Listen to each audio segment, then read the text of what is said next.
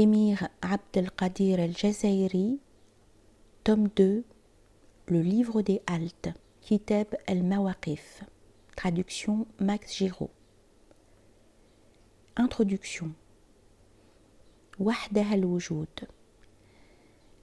La lecture de l'ensemble des Mawaqif peut donner l'impression que l'émir se répète et revient toujours sur le même sujet.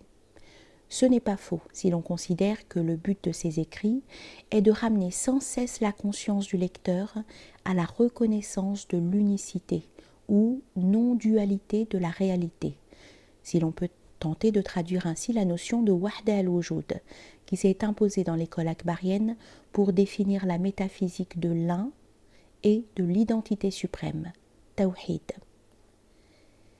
L'expression Wahdah al-Wujud telle qu'elle n'est d'ailleurs pas employée dans les écrits d'Ibn Arabi, ainsi que le fait observer Michel Chodkiewicz. Toutefois, on trouve celle de Wahdah Wujudika, l'unité de ta réalité, dans certaines versions des oraisons quotidiennes, les awrad, celles du vendredi soir. Cette mention unique à notre connaissance de Wahdah Wujudika, qu'avait déjà signalé Maurice Gloton, ne remet évidemment pas en cause l'observation générale de Michel Chodkiewicz. L'émir, lorsqu'il emploie l'expression de Wahdah al-Wujud, ainsi qu'on a pu le constater dans le Mawqif 3, s'en sert pour indiquer la doctrine métaphysique. Cette dernière peut se résumer ainsi. Il n'y a qu'une seule réalité inconditionnée et infinie en soi, qui s'auto-détermine ou s'auto-conditionne en des états multiples, relatifs, comprenant une indéfinité de degrés, d'aspects et modalités limitées. Chez les maîtres qui la professent, dans toutes les traditions d'ailleurs, elle n'est jamais le résultat d'une recherche philosophique, théologique ou d'un quelconque raisonnement mental, mais bien l'expression d'une réalisation spirituelle directe. Une telle actualisation n'est en fait que la prise de conscience, qui autorise certains à rendre compte de la structure de la réalité, sous les divers aspects qu'elle peut présenter. Elle est aussi la seule qui puisse résoudre les contradictions inhérentes aux autres points de vue plus limités. Wujud. Aucun terme français n'est satisfaisant selon nous pour traduire le mot wujud, tiré de la racine wajada. Il désigne tout d'abord l'acte de trouver, de ressentir, le fait de faire l'expérience de quelque chose. Il est rendu habituellement par existence, avec un E minuscule, ou existence, avec un E majuscule, être minuscule ou être majuscule. Toute traduction possible selon le degré de réalité auquel on veut l'appliquer, mais qui ne sont pas sans soulever quelques difficultés lorsqu'il s'agit de réserver cette notion à la doctrine purement métaphysique. Ainsi, la traduction du mot wujud par être minuscule ou être majuscule, bien que coïncidant dans son sens étymologique avec la racine arabe, peut sembler inappropriée eu égard aux limitations que peut recevoir la notion d'être minuscule ou être majuscule, au point de vue métaphysique pur.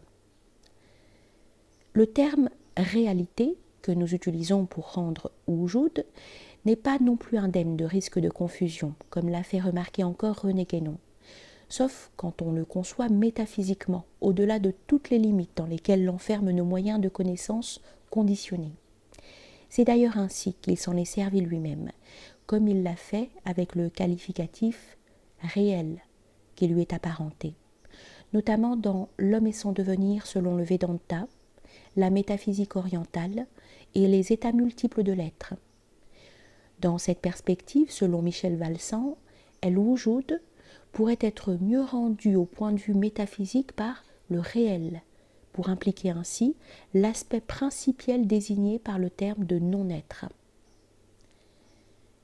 De même, par l'expression El-Wujud el-Mutlaq, on doit comprendre non seulement l'être pur ou l'unité métaphysique, mais aussi le non-être dont le zéro métaphysique est un des noms. Par conséquent, elle désigne la réalité absolue et totale, comprenant la totalité des possibilités tant celle de manifestation dont l'être proprement dit constitue la synthèse principielle, que celle de non-manifestation incluse dans l'idée de non-être. Nous reviendrons plus loin sur ces définitions.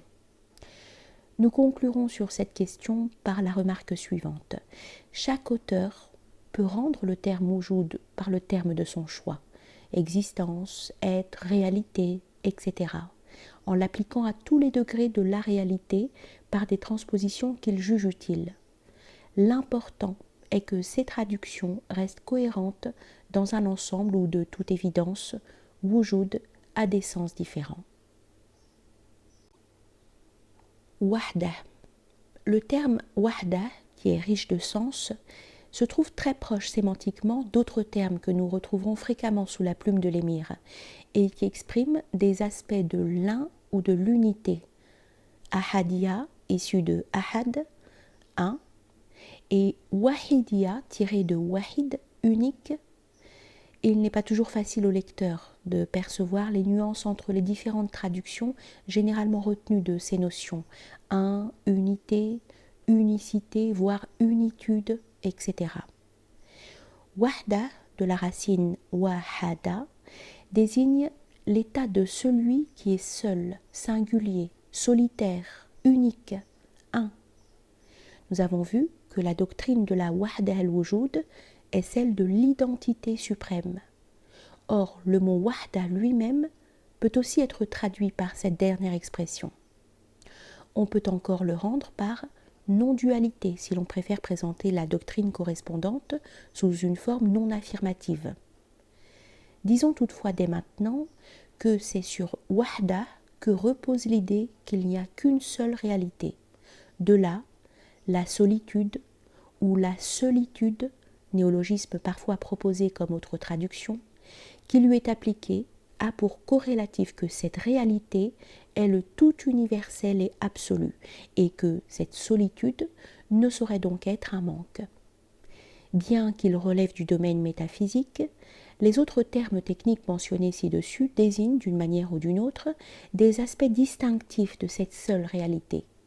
Pour être plus exact, il faudrait parler, comme nous l'avons déjà dit, d'aspects par lesquels cette réalité s'auto-détermine ou s'auto-conditionne, quelle que soit la nature de ces conditionnements. La doctrine de la wahda al-wujud ne se présente pas sous une forme unique. Elle est plus directement identifiable et accessible à partir de données provenant du Coran et des traditions prophétiques que l'émir est amené à commenter plus que d'autres. Nous pensons par exemple au verset suivant. Lui est le premier, le dernier, l'extérieur, l'intérieur. Sourate 57, verset 3, dont il a donné une première interprétation dans la halte numéro 15. Ce même verset est cité par René Guénon à la fin de L'écorce et le noyau, El-Kishr ou El-Lub, dans une perspective analogue, puisqu'il écrit au sujet d'Allah que rien de ce qui est ne saurait être hors de lui. Relevons aussi le verset suivant. Tu n'as pas lancé quand tu as lancé, mais en vérité c'est Allah qui a lancé. Ainsi que la tradition affirmant quiconque se connaît ou connaît son âme, connaît son Seigneur.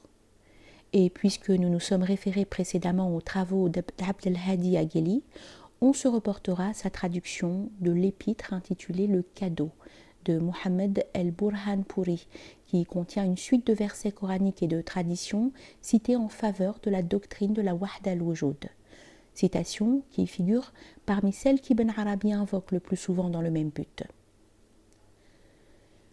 Outre qu'une telle attitude est conforme à l'orthodoxie traditionnelle, elle permet aussi plus facilement, à partir des paroles divines ou prophétiques, de faire ressentir la non-dualité de la réalité. La marque de l'inspiration des métaphysiciens comme Ibn Arabi ou l'émir est de montrer que cette doctrine se trouve en fait en toute chose et que l'on doit arriver nécessairement à elle à partir de n'importe quelle donnée de la révélation.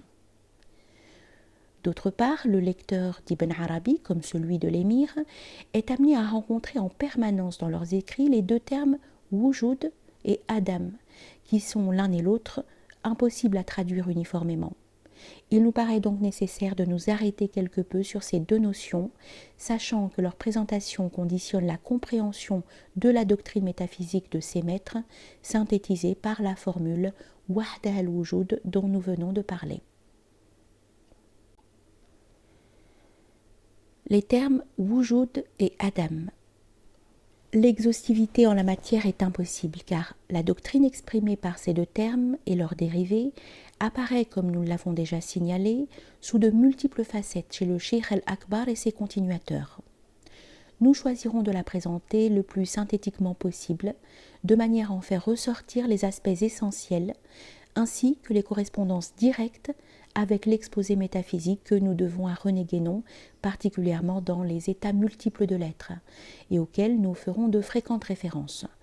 Pour cela, nous nous appuierons sur certains des sens possibles de la première phrase des Futuhat al-Makkiyya, qui est « Alhamdulillahi alladhi awjada al-ashya an Adam wa Adamihi » qui signifie « La louange est à Allah qui a donné l'existence, l'être, la réalité, aux choses, d'un néant, d'un non-être, d'une non-existence, d'une non-manifestation, et sa négation. » Cette formule contient en effet le verbe awjada, existencier, amener à l'être, amener à la réalité, qui est de la même racine que wujud, et le terme Adam, son complément indispensable pour traiter de la réalité de toute chose.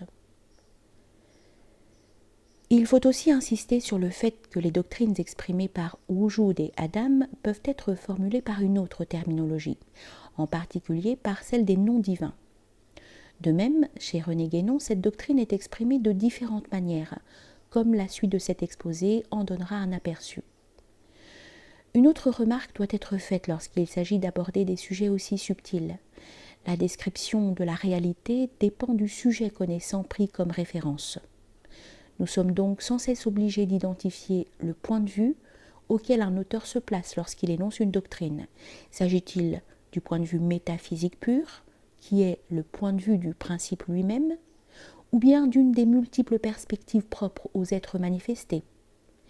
Tous les textes sacrés, ceux des maîtres éminents qui les interprètent, rendent compte obligatoirement de cette pluralité de visions possibles, sachant que, par la révélation, c'est toujours l'illimité qui s'adresse au limité, en employant le langage de ce dernier. Dans cette situation, il faut le répéter, la référence à la doctrine des états multiples de l'être, telle qu'elle a été exposée par René Guénon, est le recours indispensable, puisque cette doctrine permet de déterminer la hiérarchie générale des états de l'être et leurs modalités auxquelles correspond celle des points de vue possibles. Nous ne nous arrêterons pas sur toutes les expressions choisies par René Guénon pour désigner les aspects principaux de la réalité. Nous ne ferons que les évoquer brièvement. Il emploie parfois le langage numérique, parlant alors de multiplicité, d'unité, de zéro métaphysique, de non-dualité. Il utilise aussi les termes de manifesté, de non manifesté, de non manifestable, ou bien ceux de fini, d'indéfini, d'infini, ou encore ceux de conditionné et d'inconditionné, etc. Nous nous concentrerons exclusivement sur les expressions qui ont un lien sémantique direct avec les deux termes de wujud, existence, être, réalité, et de Adam, néant, non-être, non-existence, non-manifestation. El-Wujud, c'est la réalité. Ce terme, avec une majuscule, n'est pas utilisé fréquemment par René Guénon. On rencontre en effet plus souvent réalité avec une minuscule, seule ou accompagnée d'un qualificatif, comme dans les expressions suivantes: la réalité suprême, la réalité totale, la réalité principielle, l'unique réalité absolue, et surtout celle de la réalité absolue, etc. Compte tenu de leur rareté, les quelques occurrences du terme de réalité, avec une majuscule, dans les écrits de René Guénon, n'en sont que plus remarquables. Elle concerne de plus des formes traditionnelles différentes, ce qui est une preuve supplémentaire en faveur de l'universalité de la doctrine correspondante. Ainsi, rendant compte d'un ouvrage concernant le tantrisme, il reproduit un extrait de l'introduction de ce livre mentionnant la réalité unique. Il écrit d'autre part, à propos de toutes les choses manifestées, que leur importance est rigoureusement nulle par rapport à la réalité absolue, avec une majuscule. En référence au soufisme, il enseigne encore au sujet d'Allah qu'en lui seul est contenue toute réalité parce qu'il est lui-même la réalité absolue.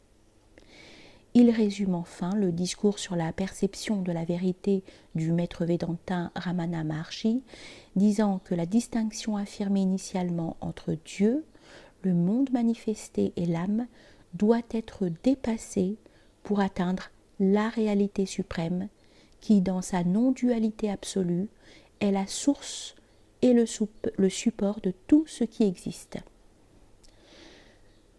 Dans l'exposé doctrinal guénonien, la réalité totale comprend en sens ascendant l'existence, l'être, le non-être et le principe suprême qui est la réalité absolue inconditionnée. Si l'on tient compte du fait que l'être pur est non manifesté, on pourrait, avec l'être et le non-être, introduire la notion de non-existence. Cette dernière correspond bien à l'indécence de Adam, n'apparaît pas exactement sous cette forme chez René Guénon qui parle de préférence de non manifesté. Mais son sens est incontestablement présent lorsqu'il s'agit de qualifier ce qui se trouve dans l'être au degré principiel qui est le sien. Les principaux degrés de la réalité que nous venons de rappeler brièvement à partir de l'enseignement de René Guénon et auxquels tous les êtres, quels qu'ils soient, participent, dans la mesure où rien ne saurait être séparé radicalement de son principe, ont leur exacte correspondance dans le passage suivant du Mawqif 248. Nous citons « L'essence en soi est le principe du non-être, Adam, et de l'être, Wujud.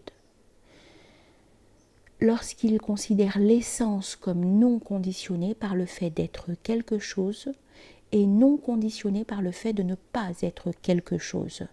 Nos maîtres l'appellent El-Wahda El-Mutlaqa, la non-dualité absolue, qui comporte un aspect non-être et un aspect être, tout en étant ni être ni non-être. Lorsque l'essence est envisagée comme conditionnée négativement par le fait de ne pas être quelque chose, elle est, dans son abstraction principielle, au degré du non-être pur et absolu. El-Adam, El-Mahd, El-Mutlaq. Les maîtres la désignent alors techniquement par le terme El-Ahadiyya, l'unité pure, excluant tout aspect et toute relation. Lorsque l'essence est considérée comme conditionnée par le fait d'être quelque chose, il s'agit alors du degré de l'être pur absolu. El-Wujud, El-Mahd El-Mutlaq, appelé par les maîtres El-Wahidiyya, l'unité synthèse, principe immédiat du monde manifesté. Ce texte donne aussi un premier éclairage sur la question du non-être qui est en islam un point délicat sur lequel nous allons revenir à propos du terme Adam. Seule la réalité suprême est donc infinie, totale et inconditionnée. Tous les autres aspects expriment une limite, ne serait-ce que parce qu'ils sont mis eux-mêmes en relation avec un autre aspect distinctif. Cette relation fut-elle illusoire, comme l'est la corrélation entre l'être et le non-être. Dès lors qu'on oppose le non-être à l'être, ou même qu'on les distingue simplement, c'est que ni l'un ni l'autre n'est infini, puisque à ce point de vue, ils se limitent l'un l'autre en quelque façon. L'infinité n'appartient qu'à l'ensemble de l'être et du non-être, puisque cet ensemble est identique à la possibilité universelle. Le point de vue intellectuel pur, reflété au degré individuel dans la faculté rationnelle, permet à partir de la constatation de notre propre existence d'avoir l'intuition de la réalité de l'être pur en tant que principe unique de l'existence universelle. Il peut reconnaître ensuite que cet être pur n'est conçu que dans la relation qu'il a avec nous, nous qui nous posons au départ comme sujet connaissant, et nous faire prendre conscience que la connaissance de ce principe, en soi, exige que nous ne soyons plus présents comme sujet conditionné connaissant, car nos facultés de connaissance limitées reportent d'une manière ou d'une autre notre propre relativité sur le principe. C'est dans cette perspective que celui-ci doit être appelé non-être. En ce sens, il se présente à nous comme s'il n'était pas, car nous ne pouvons en donner que des définitions négatives. Mais finalement, même dans cette définition négative, nous restons présents, ne serait-ce que par notre abstraction, et nous sommes donc finalement amenés à reconnaître la réalité suprême comme comprenant l'être et le non-être, mais n'étant ni être ni non-être, tout en étant synthèse des deux. Cela signifie que cette réalité suprême du point de vue des êtres manifestés est toujours présente et connaissable sous le rapport de l'être, et toujours absente et inconnaissable sous le rapport du non-être. Il n'y a que par la réalisation spirituelle suprême, par la mort et la renaissance initiatique, par l'extinction et la subsistance, que cette opposition peut être dépassée et résolue. C'est le maximum que l'intelligence humaine conçoit des principes métaphysiques dans sa préparation théorique préliminaire à la réalisation spirituelle elle-même.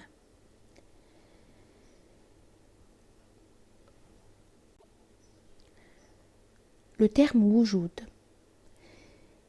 La réalité, qui se trouve en tout dans son aspect suprême comme dans ses aspects les plus conditionnés, est appelée wujud dans la doctrine akbarienne.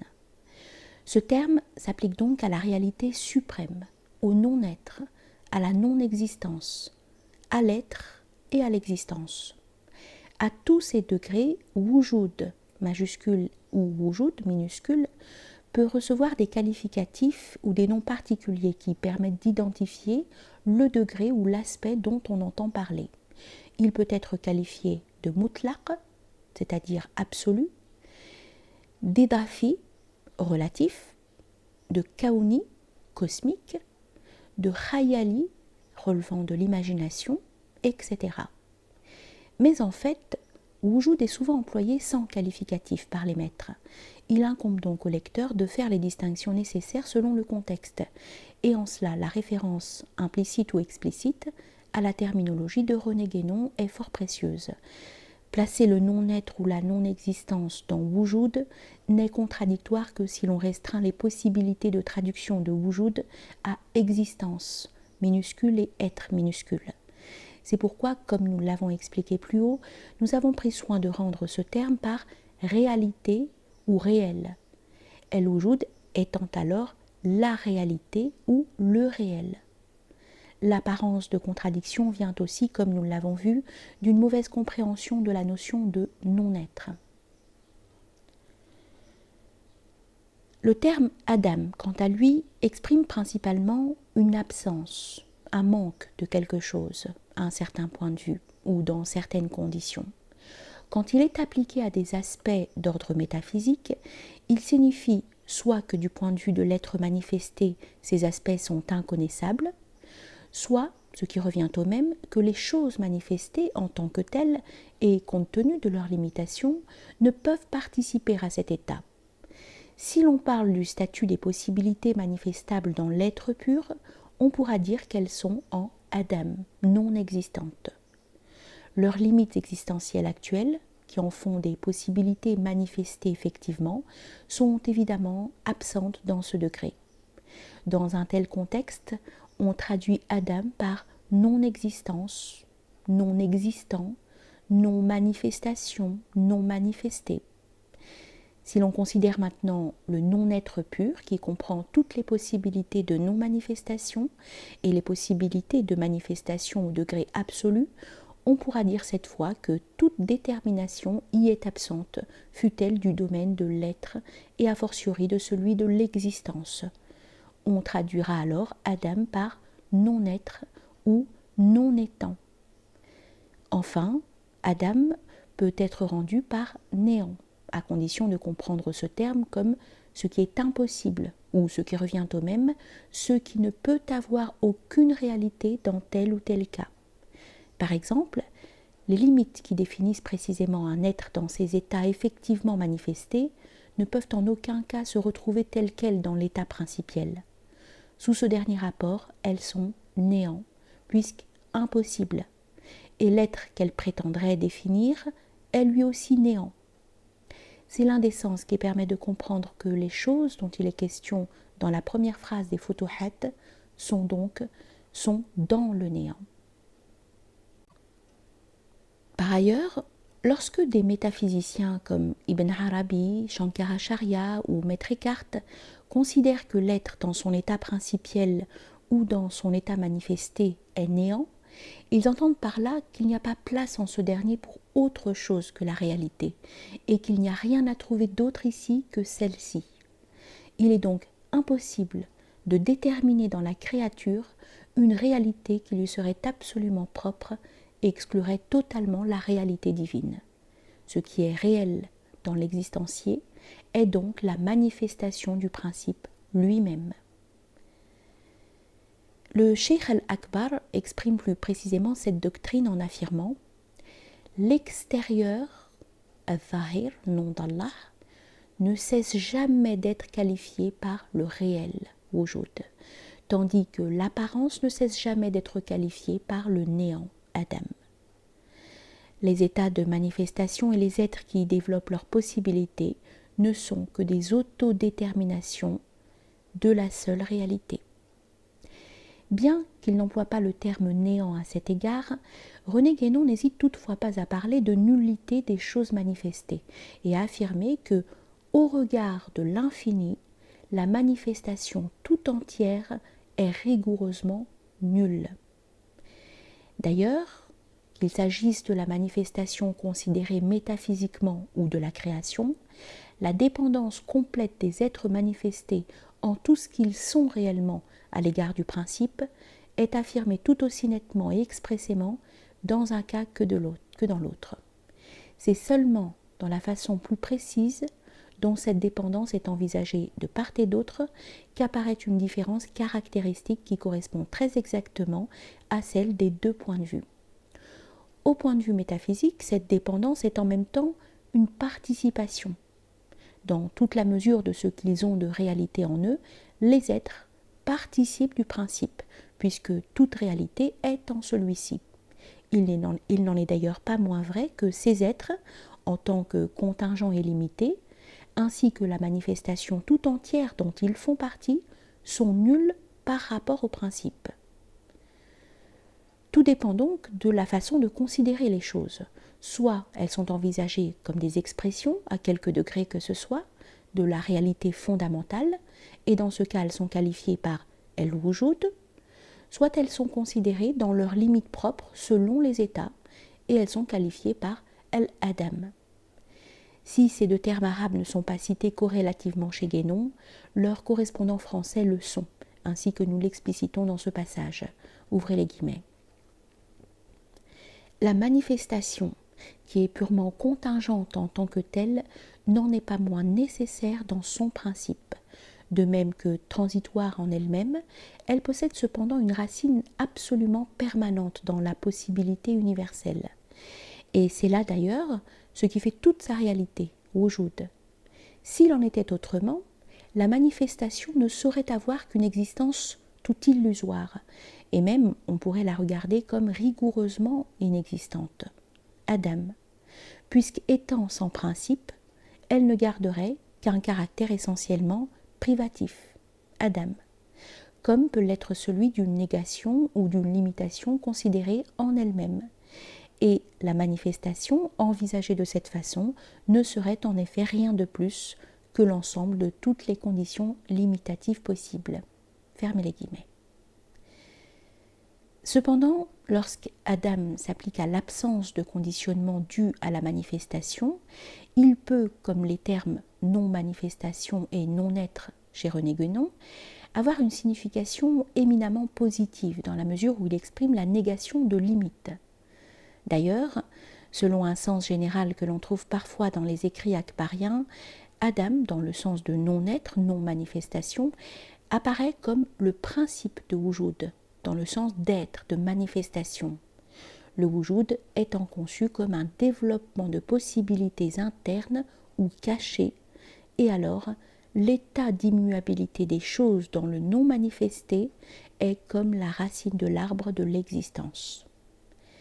On verra que l'émir qualifie souvent l'essence inconditionnée de Adam Mahd Mutlaq, de non-être pur. L'annihilation peut être conçue aussi dans le passage du monde principiel à l'existence, car dans la doctrine métaphysique, l'être contenu dans l'indistinction de l'état principiel, passant d'une façon purement illusoire d'ailleurs à l'état contingent d'être manifesté, subit en quelque sorte une annihilation, non pas sous le rapport de l'essence, car l'être manifesté reste virtuellement identique à l'être pur et absolu, mais sous celui de la conscience au sujet de cette identité, conscience qui lui manque actuellement. Le fait de considérer El-Adam comme le principe d'El-Wujud est directement comparable à l'exposé métaphysique de René Guénon concernant les rapports du non-être à l'être, et selon une perspective un peu différente, ceux du non-manifesté au manifesté. La logique de cette perspective doctrinale est corroborée par les valeurs numériques de ces deux termes, puisque Adam vaut 114, en comptant la valeur simple de ses lettres constitutives, et Wujud lui est égal, en considérant la valeur développée cette fois. Ce nombre 114, on le sait, est lié intimement à la structure coranique, lorsque le livre est considéré comme contenant 114 sourates, ce qui prouve une fois de plus l'adéquation entre la nature du livre révélé et les différentes modalités de la réalité. Concernant la phrase inaugurale des Futuhat el-Makkiya, c'est la doctrine des états multiples de l'être qui permet de bien comprendre les nuances et les niveaux de lecture de la première phrase des Futuhat el-Makkiya, qui est la louange est à Allah qui a donné l'existence, l'être, la réalité, aux choses d'un néant, d'une non-manifestation, d'une non-existence, d'un non-être, et sa négation. Dans la réalité pure, ni négativement ni positivement conditionnée, toutes choses sont en wujud pur, synthèse finale de tout wujud et Adam relatif, qui apparaissent comme contradictoires à tout autre point de vue. Cet état absolument inconditionné, non qualifié et au-delà de toute distinction, est appelé El-Wahda par l'école akbarienne. Il correspond à la non-dualité absolue de la réalité suprême chez Guénon, en référence précitée à l'enseignement de Sri Ramana Maharshi. Dans la réalité pure, mais conditionnée cette fois négativement, toutes choses sont dans le Adam, le non-être, dans le sens où l'on considère que toute limitation, principielle et a fortiori existentielle, ne peut subsister dans cet état. Sous ce rapport, les choses n'ont pas d'être ni d'existence. Il s'agit toujours d'un état de non-dualité, mais celui-ci est défini de façon négative et privative. Cette perspective correspond à la tradition « Allah était et pas de choses avec lui ». Ces deux façons de considérer la non-dualité sont parfaitement conformes à l'enseignement de René Guénon, qui place parfois la non-dualité dans le non-être, parfois au-delà de l'être et du non-être, et comme comprenant ces deux états. Parler de choses dans cet état nous oblige à les nier puisqu'elles sont anéanties, tant sous le rapport principiel qu'existentiel, ce qui ne veut d'ailleurs pas dire qu'il n'y a rien dans ce non-être, puisque toutes les possibilités de non-manifestation correspondent à une réalité dans leur ordre, et que la réalité est bien entendu partout présente. Cela signifie simplement que les choses sont ici absentes sous le rapport de leur limitation, de leur multiplicité, de leur distinction. C'est pourquoi nous avons placé plus haut, de manière apparemment paradoxale, le non-être, El-Adam, dans la réalité, El-Wujud. Cet état est appelé El-Ahadiyya, l'unité sans relation. C'est la réalisation de ce degré qui procure la béatitude du repos absolu, ainsi que le suggère Ibn Arabi lorsqu'il dit du prophète qu'il est plongé dans la béatitude par l'unité indifférenciée. Masoud bi al-Ahadiyya. Au degré suivant, qui correspond à celui de l'être pur chez René Guénon, les choses sont envisagées à l'état principiel. Si l'on considère leurs déterminations existentielles, elles sont encore dans un Adam, une non-existence, une non-manifestation, puisqu'elles ne sont pas encore existenciées.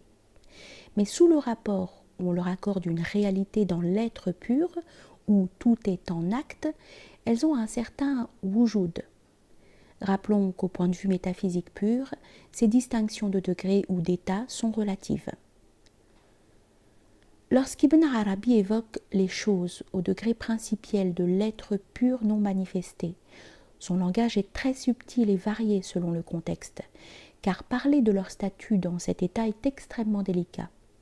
Il faut éviter qu'on puisse les confondre purement et simplement avec leurs aspects manifestés, et en commettant cette erreur, donner une éternité au monde en tant que tel. De plus, il faut préserver l'unité de ce degré malgré sa complexité, puisque c'est en lui qu'apparaissent simultanément les noms divins et les essences immuables, al-ayyan al-thabita. Et c'est pourquoi il insiste la plupart du temps sur la non-existence ou non-manifestation des choses, Adam, dans cet état. Dans cette perspective, les choses en tant que telles n'ont pas de wujud. Mais il faut tenir compte aussi du fait que tout ce qui est dans l'être pur est en acte et qu'il est impossible d'affirmer qu'il s'y trouve quelque chose qui soit pur néant.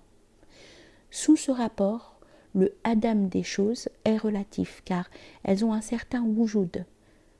À ce propos, René Guénon écrit « Si l'unité principielle est absolument indivisible, elle n'en est pas moins, pourrait-on dire, d'une extrême complexité, puisqu'elle contient éminemment tout ce qui, en descendant pour ainsi dire aux degrés inférieurs, constitue l'essence ou le côté qualitatif des êtres manifestés. » Ailleurs, il précise que l'être est un, ou plutôt il est l'unité métaphysique elle-même.